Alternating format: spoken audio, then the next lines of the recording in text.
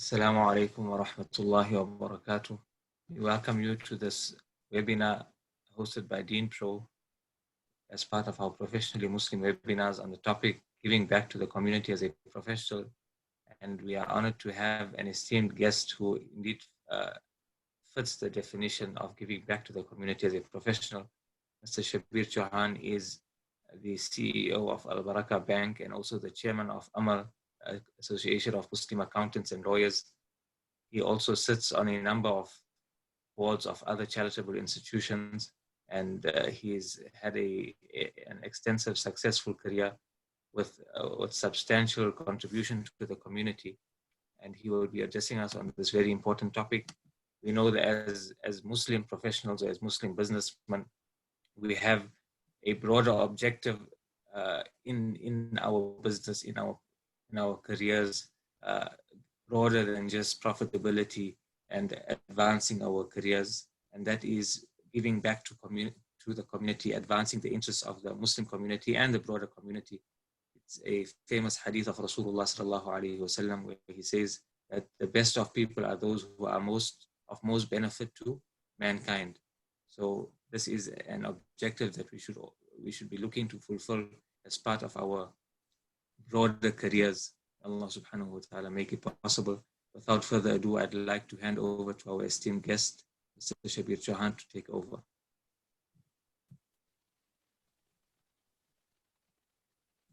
Assalamu alaikum wa rahmatullahi wa barakatuh. Maulana, can you hear me? Yes, I can hear you. Okay, alhamdulillah. Assalamu alaikum to you and to everyone else. Maulana, I must start off by congratulating DeenPro on this initiative, which is of the Malay Institute.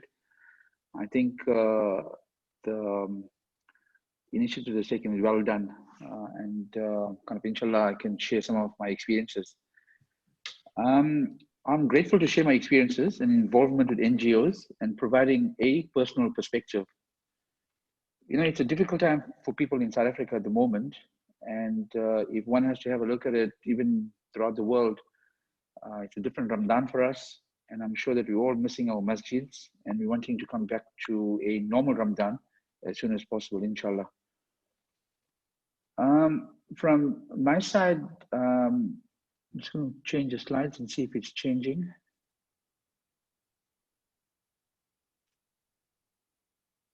So, am I sharing the content from my? Yeah, the slide did change. It has? Okay. It's got the slide giving back to the community? Yes, that's right. Okay, I don't see it in my other system there, but that's fine. So I think I want to cover very basically the background, some value statements, involvement with organizations and initiatives, my previous involvement and current involvement, some issues for consideration, some experiences and observations, and I think more importantly, issues kind of relating to how it impacted business life and personal life. So on the next slide, just some background to myself.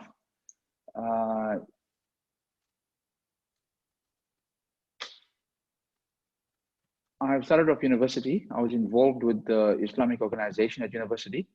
I was also involved with an organization called ISEC. ISEC was economics, I'm not sure if it's still existing, but this was a long time ago. An organization that was involved with economics and accounting issues.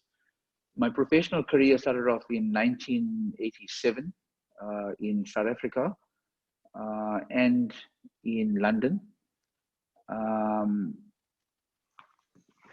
When I returned from London, at that point in time, probably in overseas, it gave me a better perspective in overseas in terms of different Islamic societies. And remember, there was the Baker Street Mosque, and there was the Pakistani mosque and the Bangladeshi mosque, and where I lived near Wimbledon, it was a different type of, so I think the diversity issues were quite an important aspect out there.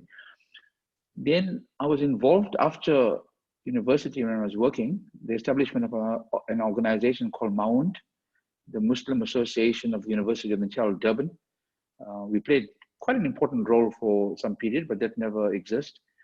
And I think prior to 1996, I was involved with the Muslim Charitable Foundation. It's an organization that is involved in analyzing financial statements and giving people letters of recommendations for collection purposes, and also with the KwaZulu-Natal region for Institute of Chartered Accountants. That was something I was involved in. And then in about 94, I think, I was invited to come onto the school, the Biria West School, on the governing body. And that was at the instance of a person by the name of Soli Badat that got me involved. And then I'm going to come to 1996 when it reflected a year of change. And I'll explain to you exactly why 1996 was quite an important time for myself. So one of the issues is having Islamic values, being Muslims. And I think that guide all our actions.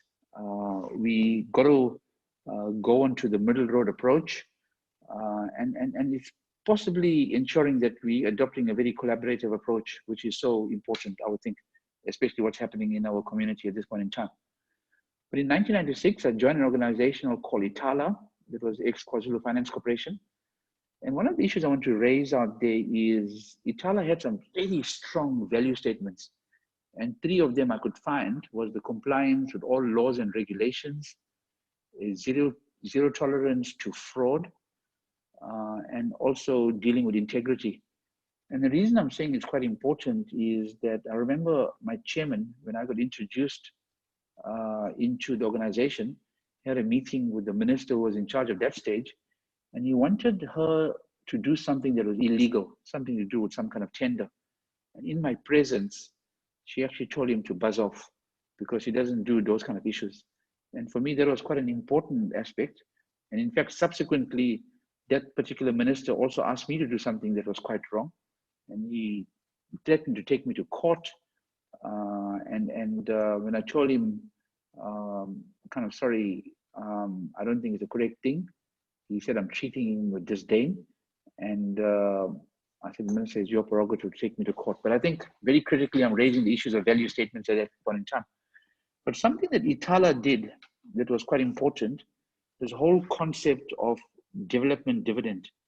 And why do I raise that? They did something that actually changed the way, without people looking at issues from a financial point of view, but looking at things from a development point of view. And a development point of view was contributing from a job creation point of view, not giving financial dividends, but a development dividends. And I think that was quite an important aspect for me. That's something that was very kind of relevant at that point in time. Also, the current organization I'm involved in has got certain values: partnership, driven, neighborly, peace of mind, and a social contribution. And when I had a look at this, the driven is the greater good of society, neighborly is value and respect the community we serve, and social contribution, a positive contribution to a better society. So I think all these issues also assist me in getting involved in NGOs in a way that's quite important. Also quite important, the current organization I'm employed with has got in its development plan something that relates to all these objectives. So for example, if staff do not get involved in social contributions, they actually mark down on it, and they can get a rating of between 1 and 5. If you don't get involved, it's a rating of 1. And if you don't get involved in a substantial way, it can go right up to a rating of 5. So, okay, so some of the previous organizations that I have been involved with was, as I mentioned earlier, the Muslim Association of the University of Natal, Durban. That was an organization that was established a long time ago. The Muslim Charitable Foundation, South African Institute of Chartered Accountants. I served on the KZN committee at that point in time.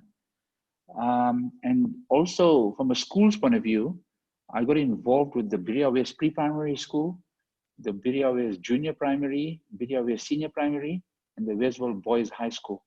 And for the last 3 schools, I was actually involved as chairman and as chair, as treasurer. So it was quite a substantial role. And in fact, if you look at it, in 2003, I think it was, I was involved in all the schools, 3 schools simultaneously. And on the governing bodies, I was involved with for 20 years on a trot. And for me, it was very important giving back and adding value, and also understanding the different cultures and creating awareness of one's own cultures and traditions, and also sharing that with other people. The Muslim Empowerment Fund was an initiative that I was involved in, which I think has failed, and I'll give you the reasons for it a bit later. But one of the important aspects is because it was too ambitious, and I can very easily pick up initiatives which are too ambitious, and they're bound to fail at that stage. If I go to the next slide, my current involvement with organizations and initiatives, I'm involved, and I'm just looking at the NGOs, with the Iqra Trust, which is a major charitable organization. The Orphans Endowment Waqf Fund, this is in partnership with the Islamic Relief. The South African Muslim Charitable Trust, which is playing quite a significant role in the South African landscape. The Women's Cultural Group, I was requested by the legendary Dr. Zuleika Mayat, who was the author of the Indian Delights, to get involved. And the only reason being because for succession planning. As you know, Mrs. Mayat is probably past 90, 93 or 94. And she invited myself and Aslam Mayat, who's a lawyer, to serve on this organization. Then the University of KwaZulu-Natal, the Jamaat Khana, although the Jamaat Khana was built after I left the university, I've been requested to serve under the chairmanship of NACMIA and playing quite an important role to make sure that that's going ahead. Association of Muslim Accountants and Lawyers is an organization that was established way back in probably the 1980s. I currently serve as a chairman.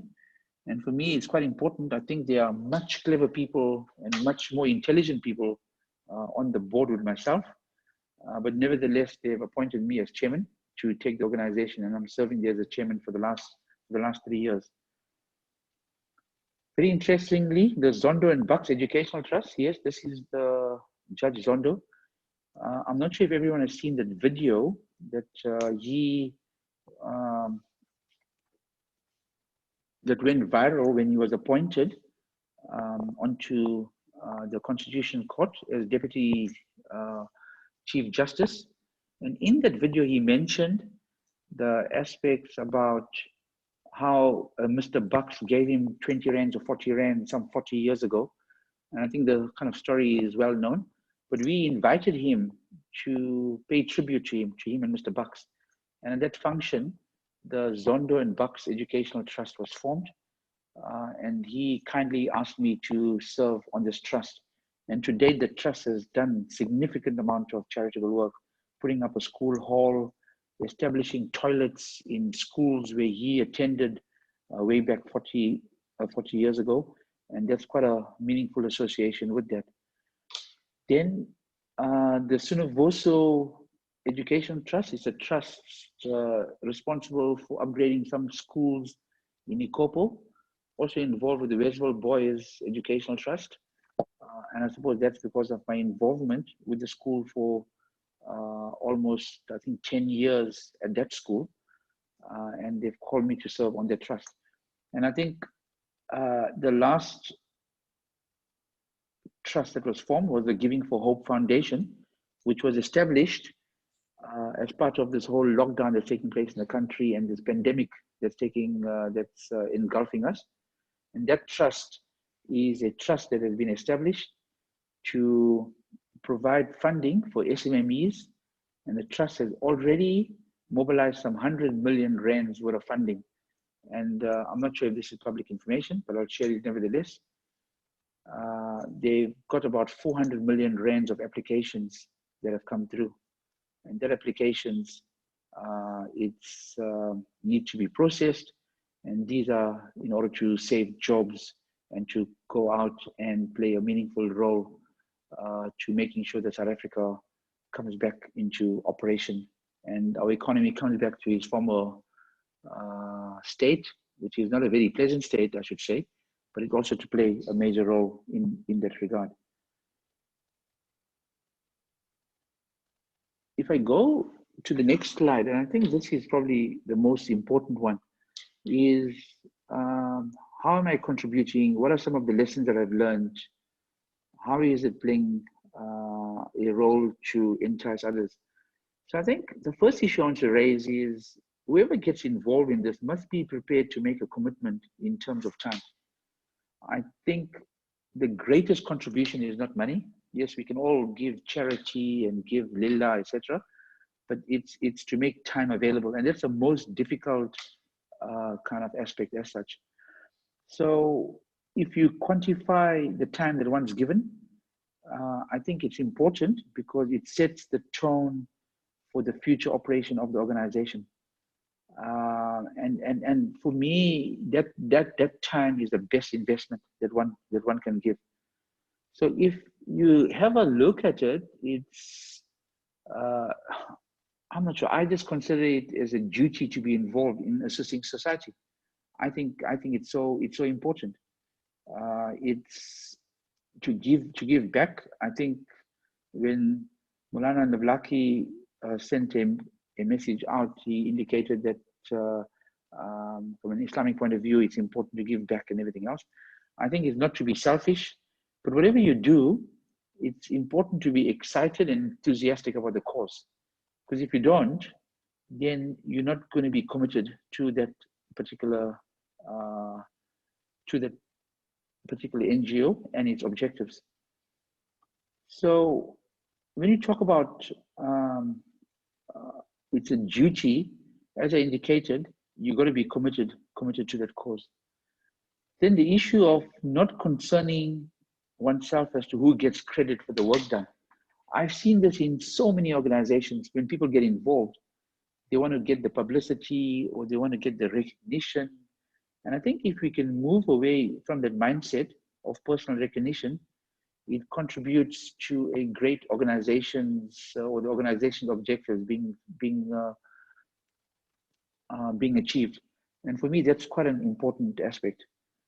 Very importantly, whatever is being done, it must link to a purpose and must make a difference. And what I'm talking about is that if you can identify with that, and especially the more aligned your personal value is with that cause, it's easier to contribute and to play a meaningful role.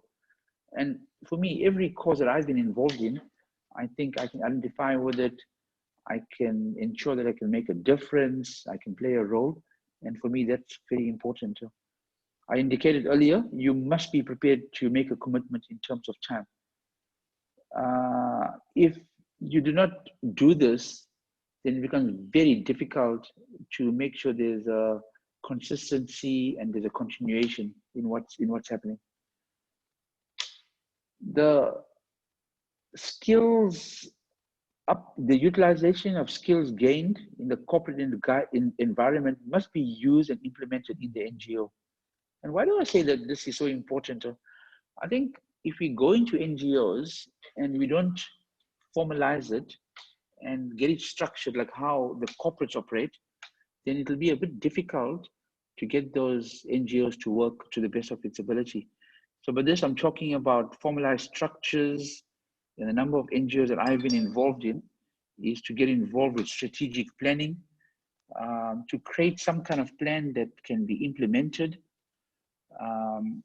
to go across and make sure the failures of the plan is discussed on a regular basis so it can be changed.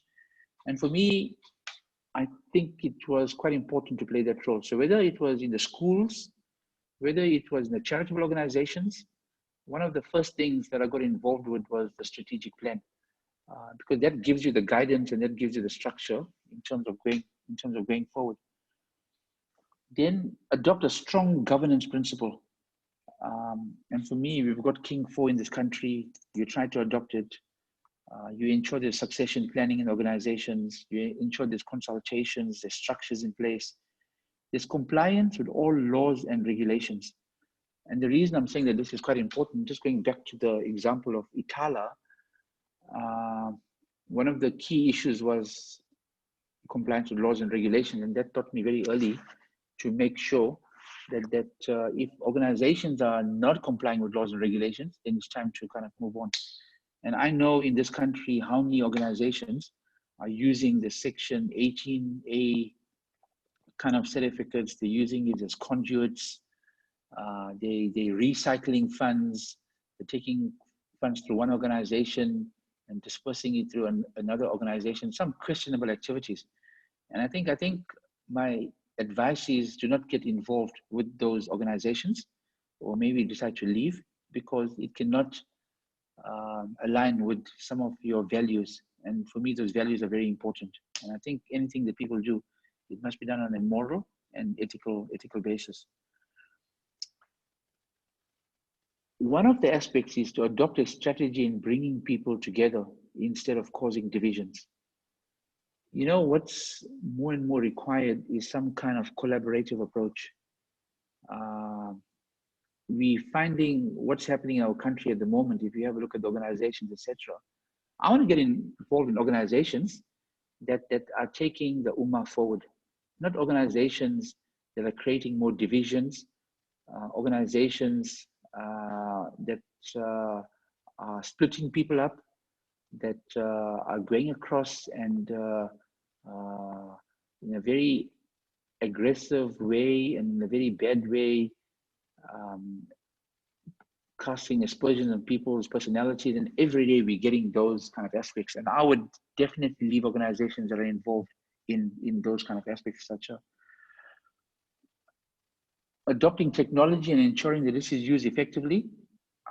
One of the aspects that has come through, and I think this is quite important, is to bring in the new technology into organizations. The number of organizations are using very old processes and very old kind of procedures in the way they are running the organization. And I think one has to have a look at, with this lockdown, the use of video conferencing. I mean, to me, the other day we had a meeting in one of the organizations which had about 13 members, and all 13 members participated in that exco meeting, and it was only possible via using technology. In fact, one of the ladies kind of mentioned, sorry, I haven't come to previous meetings, but I could actually be at home, look after the family, which was important for her, and at the same time contribute. And she made some very, very meaningful contribution. And in my view, I think we can play a bigger role as far as that is concerned. And the one aspect is leave the organization if you're not adding value. If you can't identify, and it's a bit of a pain to attend meetings, to play a role and to be a regular contributor, to conduct the tasks, then I think it's time to go to another organization.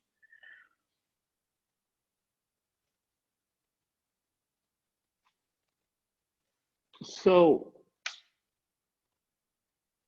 has my involvement had an impact on my business and personal life? The answer is most definitely yes. Why is that? Because you're spending more time in these meetings. On the business side, it means that if you're getting involved in such activities which are related to the business, you've got to spend extra time to do all your other work. And it's definitely stressful. On the personal side, it's impacting on family time. Alhamdulillah, I've got a very understanding wife who's kind of accepted my involvement in all these organizations, so it was easy on that basis, but it may not be possible for everyone else. And as I mentioned before, one of the issues is in getting involved in this, it's also creating the passion amongst others on the business side and also on the personal involvement in organizations to make sure that I'm initiating kind of issues, going across, getting things started, and hopefully others will take over from there. Is there enough time? The answer is never. There's never enough time. If someone comes across and says, do you want to get involved in something? If you look at what you have on your plate, you'll probably answer no. Sorry, I can't get involved. But you know, the strange thing happened to me last night. After Taraweeh, yes, I'm reading Taraweeh at home in terms of the government's requirements. I received a call from a very senior government minister. And the call went something like this: Shabir, how are you keeping? And yes, I know this person. And gave me a 30-minute talk on some of the initiatives that they want to get involved in post-COVID, on how to get the economy going and what to do. And basically, at the end of it, ask for my consent to get involved in this initiative together with a number of people. And guess what my answer was? There's so much, well, personally in my mind, I'm thinking there's so much work going on. I'm involved at work. I'm involved with NGOs. There's not enough time in the day. But I said yes. And I agreed to this. And from there, he wanted me to initiate something else, which I've actually worked on today. And hopefully there'll be some kind of video conference on this. So why did I say yes?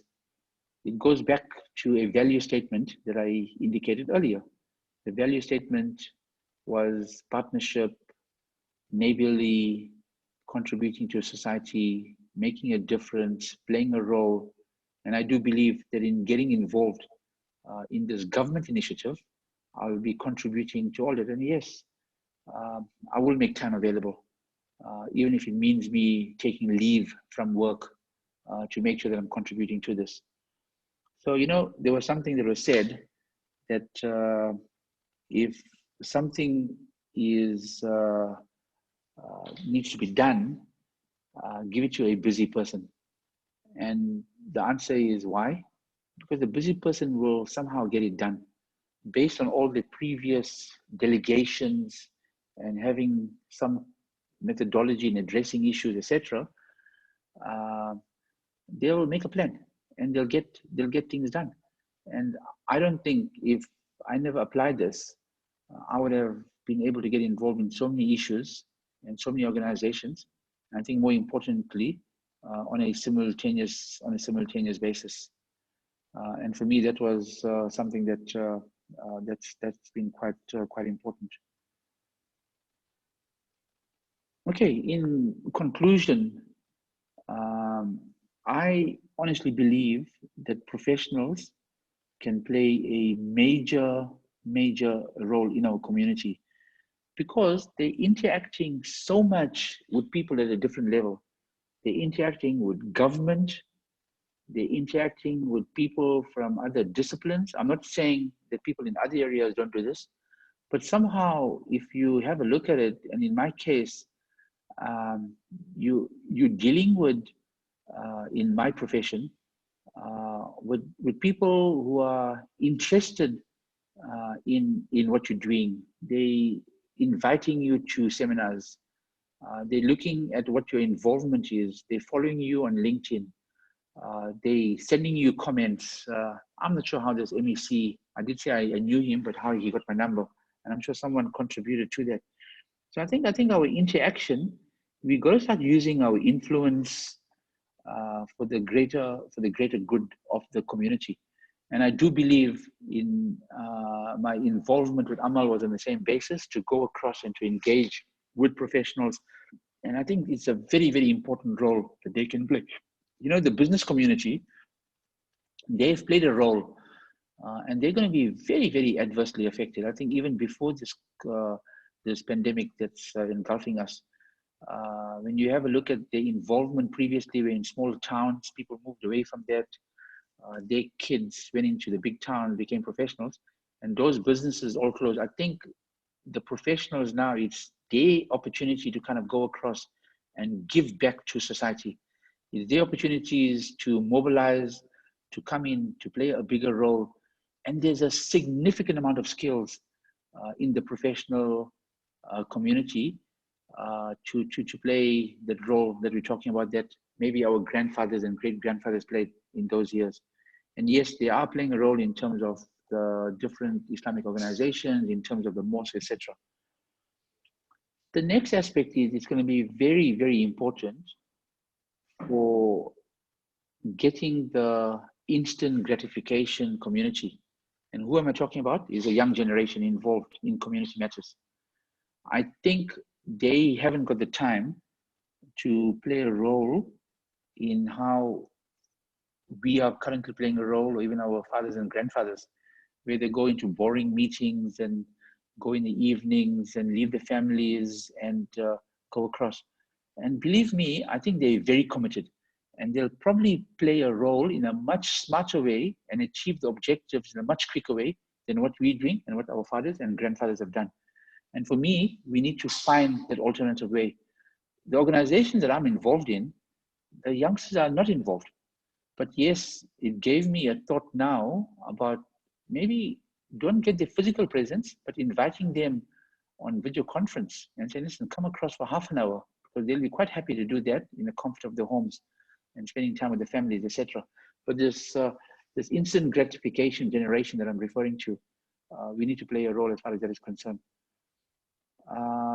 With the current crisis, my view is there's more involvement required from professionals. And I think the involvement needs to double the time that's involved, or even triple the time that's involved. There's so much of work that needs to be done to get people back on their feet. With the organization I'm currently involved in, I can tell you, when you look at some of the applications coming across, or even other organizations, people are going to have a hard time. I initially indicated that it's going to take about the next 1 or 2 years. When I started reading some of the reports, it's a 5-year journey to get back to normality. And that normality is even not the appropriate normality. We even have to get further from there. So I think the point is we as professionals need to get involved in a much, much bigger way, and to go across and to play that role. And yes, it is time consuming, something that's going to be giving in, but I think that's it. And I think my final point is there's a number of professional organizations. I mean, I think I'm involved with AMAL, with the Islamic Medical Organization. I'm aware of an organization that's involved with engineers. And I think we need to create some kind of umbrella body, not a formal body, but some initiative where these associations get together, and maybe something called Association of Muslim Professionals. Because if you have a look at some of the debacles that have taken place in the country over the last week, you get different organizations commenting on things differently. But if there is one voice, I'm not saying there's consensus on these issues, but we'll be in a much better position to come across and let the voice of reasoning be known to the greater South African community, to our government, etc. So for me, I think it's quite important, and I feel honored that I was involved in all these organizations, because in one way or the other, I do believe that I played a role, whether it was correct, whether it was not correct, kind of, etc. And I want to encourage other professionals to play that role. So I'm looking forward to some questions. I hope there are some questions that are asked in terms of how can we get other professionals involved. Yes, people can give the time.